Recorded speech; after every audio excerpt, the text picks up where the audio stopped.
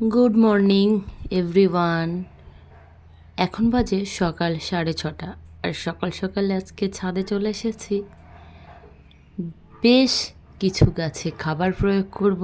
সকালবেলায় খাবার দেওয়া সব থেকে বেস্ট। তার সঙ্গে দানা বসাবো আর সমস্ত গাছগুলোতে জল দেব। তো তার আগে চলুন একটু বাগানটা আপনাদেরকে দেখাই। বন্ধুরা, এখানে সিঙ্গেল প্যাটেল ডবল প্যাটেলের আমার অপরাজিতা গাছগুলো কিন্তু বেশ সুন্দরভাবে রেডি হচ্ছে আর বেশ ফুলও দিয়ে যাচ্ছে। আর এই দেখুন, শীতের প্রায় শুরু হব ভাব, এখনও কিন্তু আমার অ্যাডেনিয়াম গাছগুলো যথেষ্ট পরিমাণে ফুল দিয়ে যাচ্ছে। আর আপনারা এই মুহূর্তে যে অ্যাডেনিয়াম গাছটি দেখছেন, এই অ্যাডেনিয়াম গাছটি প্রায় 18 থেকে 19 বছরের পুরনো একটি গাছ। ছোট টবের মধ্যেই দেওয়া আছে, ছোট করে কাটাই ছাটাই করে রেখে দেওয়া হয়েছে গাছটি। আর বাকি যে সমস্ত গাছগুলো দেখছেন এইগুলোর এক একটার এক এক রকম বয়স, তবুও সব সর্বনিম্ন বয়স মোটামুটি 2 থেকে 3 বছর, 4 বছর, কারোর বা 6 বছর এরকম। এবছরে অনেকগুলো অ্যাডেনিয়াম গাছ বিভিন্ন ব্যক্তিকে গিফট করেছি। আর এই দেখুন বন্ধুরা, এই বেগুন গাছটার চেহারা খুব একটা ভালো না হলেও কিন্তু বেগুনটিতে কোনো কার্পণ্য করে না আমার এই গাছটি। অ্যাকচুয়ালি কী হয়েছে, গাছগুলো তুলে দেবো ভাবছি, কিন্তু যেহেতু এখন সবজির দাম বেশ কিছুটা বেশি, আর সেই কারণে গাছগুলোকে আর তোলা হয়নি। আর যেহেতু ওরা আমাকে কোনো রকম কোনো কার্পণ্য করে সবজি প্রদান করছে না এমন তো না, তাই জন্যে গাছগুলোকে এখনও রেখে দিয়েছি। আর এবার লাস্টের সিজনে অনেকটা ড্রাগন ফল হয়েছিল, সেই ভিডিও আমার চ্যানেলে দেওয়া আছে, অবশ্যই কিন্তু একবার দেখে নিতে পারেন। আর বর্তমানে কেবলমাত্র এই একটি ড্রাগন ফল আমার ছাদ বাগানে আর আছে। আর এই ড্রাগন ফলটা বিশ্বাস করুন একদম তুলতে ইচ্ছে করছে না, কারণ ওই একটি ড্রাগন ফল কিন্তু গাছটাকে বেশ সুন্দর করে রেখে দিয়েছে। আর সকালবেলা যেহেতু, সকালের আকাশটা কিন্তু খুব সুন্দর লাগছে। তো প্রথমেই আমি শুরু করলাম আমার এই যা বেডটার মধ্যে প্রত্যেক বছর ধনেপাতা চাষ করি, আগের বারেও বসিয়েছিলাম, কিন্তু টানা 1-1.5 সপ্তাহ বৃষ্টির জন্য গাছগুলো আর হয়নি, নষ্ট হয়ে গেছে দানাগুলো। তাই আজকে ধনেপাতা ফেলছি বন্ধুরা। এই যে ধনেগুলো, এগুলো গত রাত্রে একটু পেশাই করে নিয়েছিলাম, তারপরে সেটা সারা রাত জলে ভেজানো ছিল, এখন দিয়ে তার উপরে একটা মাটির লেয়ার দিয়ে নিচ্ছি। এবার সম্পূর্ণভাবে মাটির লেয়ার যে মাটিটা দিচ্ছি, এটা গোবর সার মিশ্রিত মাটি, কারণ নিচের বেডে যে মাটিটা আছে সেটা 3-4 বছর একই বেডের মাটিতে আমি সবজি চাষ করে যাচ্ছি।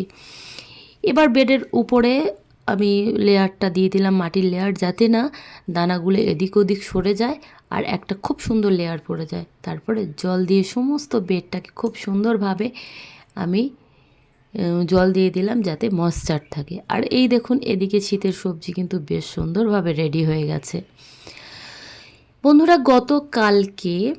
কালকে না সরি পরশুদিন বেশ কিছুটা কলা খাওয়া হয়েছিল, বেশ অনেকটাই কলার খোসা, আর সেগুলোকেই আমি জলে ভিজিয়ে রেখেছিলাম। একদিন পরে অর্থাৎ গতকালকে কলার খোসাটা জলের মধ্যে খুব ভালো করে চটকিয়ে রাখা হয়েছে, যাতে ওর নির্যাসটা খুব সুন্দরভাবে জলের সঙ্গে বেরিয়ে আসে।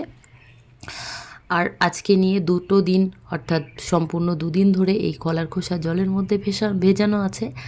আর তার মধ্যে আরও বেশ কিছুটা জল আমি ফাইল করে নিয়েছি, আর এটাই দেব আজকে আমার 2-3টে গাছে। চলুন কোন গাছে দিই সেটা তো অবশ্যই দেখাবো। কলার খোসার মধ্যে কিন্তু প্রচুর পরিমাণে পটাশ থাকে, যা আমাদের গাছে ফুল ফল আনতে বেশ কার্যকরী। তো এখানে আমার ড্রাগন গাছটাতে কলার খোসার যে জল আছে সেটা দেব। আর ওদিকে চলুন আরও একটি গাছের দেব, যেহেতু গাছের গোড়াটা অত্যন্ত শুকনো, তাই একটু জলটা টানতে দেরি করছে। তো চলুন ওদিকের গাছটাতে, অর্থাৎ এখানে 6 ইঞ্চি টবের মধ্যে আমার যে ড্রাগন গাছটি আছে, সেটা গাছের গোড়াটা দেখুন প্রচুর পরিমাণে সার হয়ে গিয়েছে। আর এই গাছের গোড়াটাতে না প্রচুর পরিমাণে ঘাস জন্মায়, বিশেষত এই আমরুল শাকটি। বন্ধুরা, আমরুল শাকের একদম মাটির নিচ দিয়ে খুব বেশি রানার টাইপের একটা বার হয়, প্রচুর পরিমাণে হয়। এত দ্রুত এই শাকটা বাড়ে যে বলে বোঝাতে পারবো না। আর আমার ছাদ বাগানে সবসময় আমরুল শাক হতে থাকে। তো যতটা পারছি খুব সাবধানে কাজটা আমাকে করতে হচ্ছে, কারণ এই গাছের গোড়া একটু এদিক ওদিক হলেই আমার হাতের মধ্যে কিন্তু কাঁটা ফুটে যায়। কি করব বলুন, তাও গাছের নেশাতে এই কাঁটার খোঁচাও কিন্তু অনেকবারই আমাকে খেতে হয়। তো মোটামুটি যতটা সম্ভব গাছের গোড়াটাকে পরিষ্কার করে দিয়েছি, পরবর্তী অংশটা পরে পরিষ্কার করব। আপাতত এখানে সার জলটা দিয়ে দিই, অর্থাৎ কলার খোসার পটাশ সমৃদ্ধ কলার খোসা ভেজানো জলটাকে এখানে বেশ কিছুটা প্রয়োগ করলাম। এইবার বাকি যে জলটা সেইটাও অন্য আরও একটি টবে দেব, অবশ্যই কোনো ফলের গাছ না, ওদিকে আমার আরও একটি সুন্দর বেগুন গাছ আছে। হ্যাঁ বন্ধুরা, এই বেগুন গাছটাতেও দেখুন গাছের চেহারা ভালো না, কিন্তু গাছে কিন্তু 6-7টা সুন্দরভাবে বেগুন ধরে আছে। অ্যাকচুয়ালি চেহারাগুলো ভালো নয় কেন বলুন তো, কারণ এই গাছগুলো বেশ পুরনো, বছর খানেক হয়ে গেছে, তাই জন্য গাছের চেহারাটা নতুন গাছের মতো সুন্দর আর হয় না। তবুও যদি অতিরিক্ত আমরা সার প্রয়োগ করতাম সেক্ষেত্রে হয়তো চেহারাটা সুন্দর হতো, কিন্তু যেহেতু আমরা ছাদ বাগানি, আমরা বেশি সার প্রয়োগ করব না, অল্প সারে, অল্প জৈব সারে, বাড়িতে তৈরি সারে আমরা খাবার খাবো, সেই জন্য এখানে অল্প অল্প সার প্রয়োগ করছি বন্ধুরা। আর এখানে দেখুন গতকালকে আর জল দেওয়া হয়নি, তাই জন্য গাছের পাতাগুলো বেশ একটু শুকনো শুকনো হয়ে গেছে, কিছু কিছু গাছ যাদেরকে জল না দিলেই নয়। আর আমার অ্যাডেনিয়াম গাছগুলোতে এখনও বেশ সুন্দরভাবে ফুল আসতে শুরু করে দিয়েছে।